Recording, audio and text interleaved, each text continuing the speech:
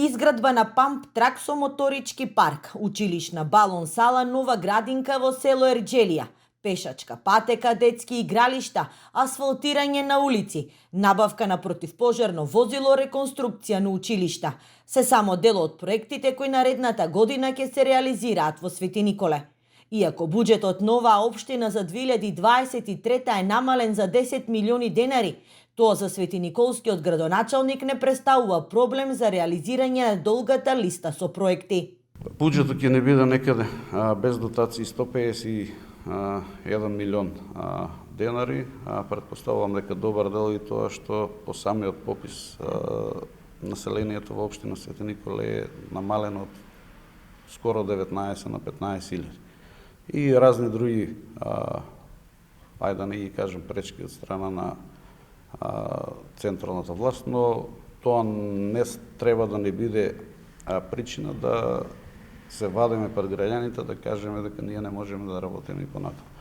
Тоа ми е посебен стимул. Најголем дел од проектите кои ќе се реализираат наредната година се иницирани на средби од страна на граѓаните.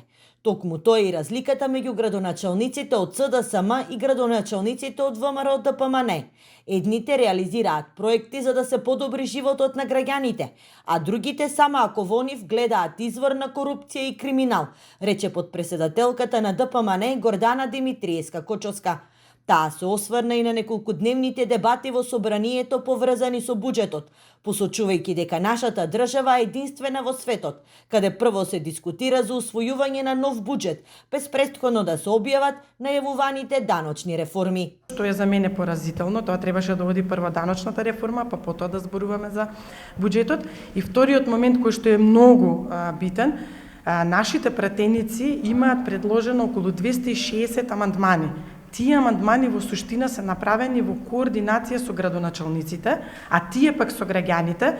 Кои се тие амандмани? Тоа се амандмани кои што не можат да бидат решени во рамки на локалната власт, односно градоначалниците не можат да ги вклучат во своите буџети и токму од таа причина произлегле тие амандмани.